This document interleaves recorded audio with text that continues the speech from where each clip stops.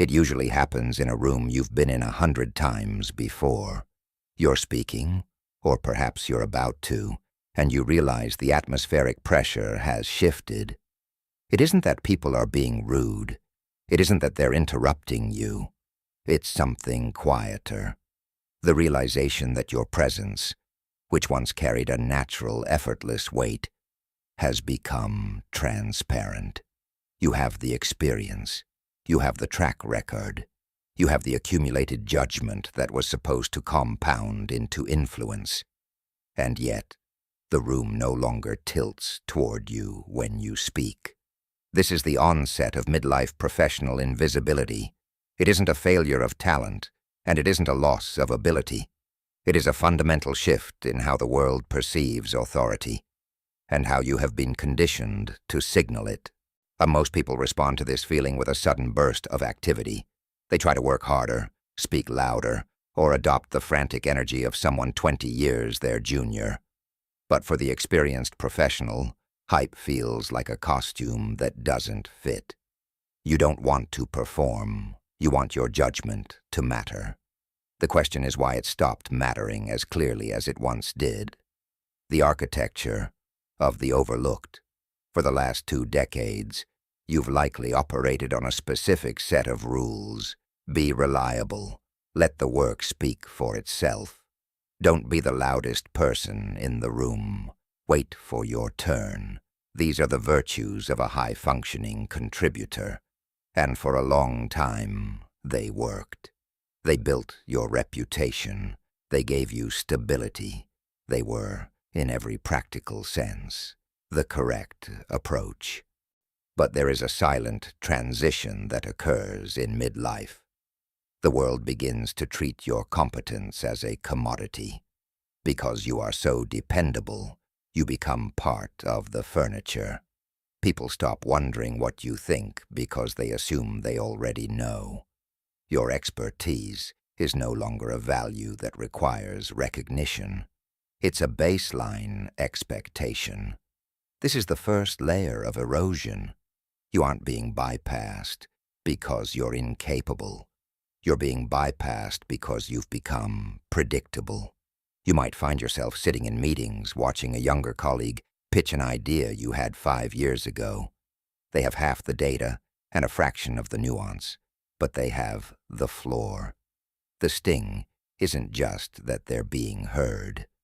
It's the realization that the weight you thought you were accumulating with every year of experience hasn't translated into pull. You've spent years building a library of knowledge, only to realize people are looking for a search engine. The misalignment of signal. We need to address something difficult about how authority works now. In your early career, authority was granted by titles and tenure. You climbed a ladder, and the rung you stood on defined your height. But the professional world has flattened the ladder. Authority is no longer granted. It is signaled. The invisible expert trap happens when you continue to wait for a permission slip that is no longer being issued. You wait for the right moment to speak. You wait for the proper channel to share an insight. Meanwhile, the environment has shifted toward a high-frequency signal culture, one that rewards visibility as much as substance. This creates a real internal conflict. You value dignity. You value depth. You look at the personal branding of the current era, and it feels thin. So you withdraw. You tell yourself you're staying above the fray. But there is a version of restraint that quietly becomes retreat. The influence you built over 2 decades requires a context in which it can be seen operating. Without that visibility, even genuine authority goes unregistered. The signal exists. It simply isn't reaching the room. The belief disruption. Experience is not authority. Here is the pivot point. Most midlife professionals believe their experience is their primary value. It isn't. Experience is a record of the past. Authority is a projection of the future. When you lead primarily with what you've done, you reinforce your status as a legacy asset. Useful, established, but stationary. The professional who speaks mostly from history positions themselves as a reference point rather than a decision maker. To reclaim influence in the second half of a career, the shift is away from cataloging experience and toward expressing judgment. The advantage of being 45, 50, or 60 isn't that you know more facts. It's that you see patterns. You see the structural weakness in the new strategy before anyone else has named it. You see the cycle that the fast movers haven't lived through yet. You have a quality of perception that only comes from having survived multiple rounds of change. But that perception remains invisible if it's delivered in the language of how things used to be done. Authority is the ability to take the complexity of the present and offer clarity through it. Not the most information, the most useful orientation. That is something experience properly positioned can provide better than almost anything else. The risk of recalibration. There is a hesitation that most people at this stage feel deeply and rarely say out loud. When you've spent 20 years building a reputation as the steady hand, any shift in how you operate feels like a risk to what you've built. You worry that asserting yourself differently will read as instability, that colleagues will interpret it as insecurity, that the people who depend on your consistency will question the change. This is a rational concern. At midlife, the consequences of missteps are real. There are financial structures, reputations, and relationships that require care. But there is a greater risk, the slow fade, the risk of spending the next 15 years as a senior version of something, watching your autonomy quietly shrink, eventually being managed by someone who doesn't yet understand the work as well as you do. The recalibration isn't about becoming someone else. It's about reclaiming the parts of yourself that were set aside in the service of stability. The caution that protected what you built is the same quality that now requires redirecting. Not abandoning, redirecting toward the visibility that your actual level of experience warrants. The midlife advantage. Pattern recognition energy is the currency of early careers. Volume, speed, and availability. These are real advantages, and they belong to a different stage. Judgment is the currency of midlife. Where a younger professional sees 10 separate problems, you see one systemic failure. Where they see a disruptive trend, you recognize a cycle you've watched complete before. Where they're processing, you've already identified the variable that matters. This is not a soft advantage. It is a structural one. The difficulty is that judgment is invisible by default. It doesn't announce itself. It doesn't generate noise. It operates beneath the surface of what's being said. And it requires a specific kind of visibility to be registered by others. Authority at this stage is about selective visibility, speaking less but with more precision, stepping back from the day-to-day volume and positioning as the person whose perspective reorients the room when complexity increases, moving from the person who does the work to the person who interprets what the work means. When you stop trying to prove competence, you create the space to express authority. These are not the same thing. And the distinction, once understood, changes how every professional interaction functions. The reality of the runway. There is an anxiety that hums in the background of every midlife recalibration.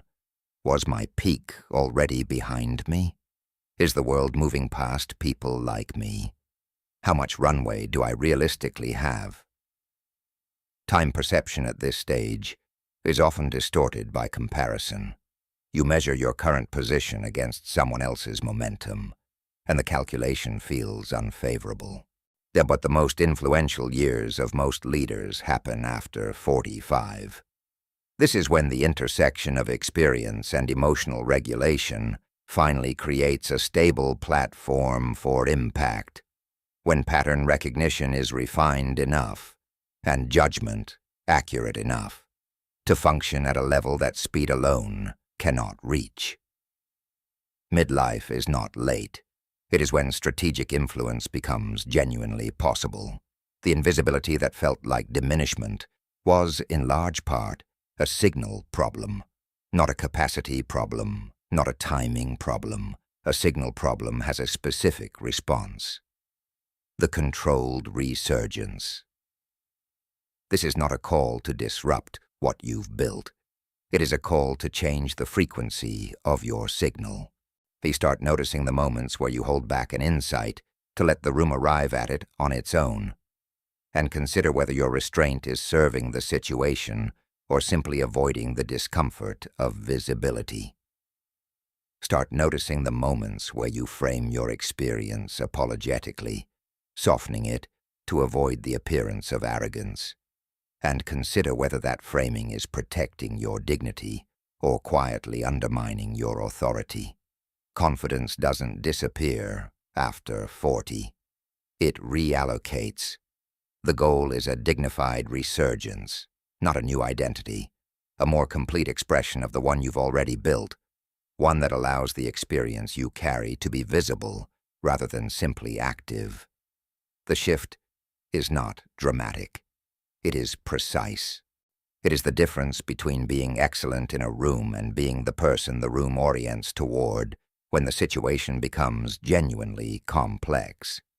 Authority grows quieter with experience, not louder, quieter, more selective, more precise.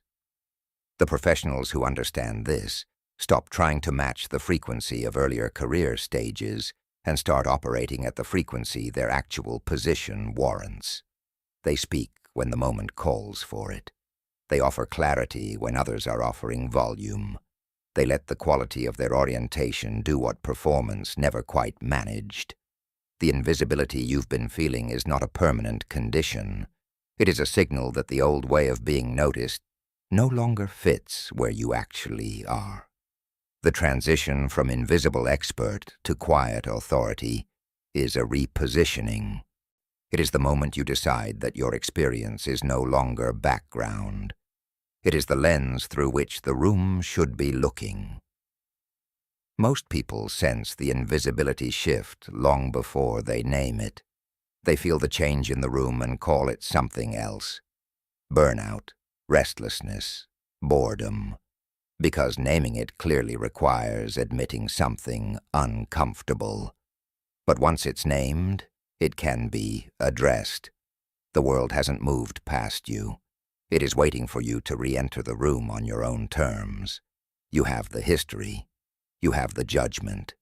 You have the pattern recognition that no amount of energy or ambition can manufacture quickly.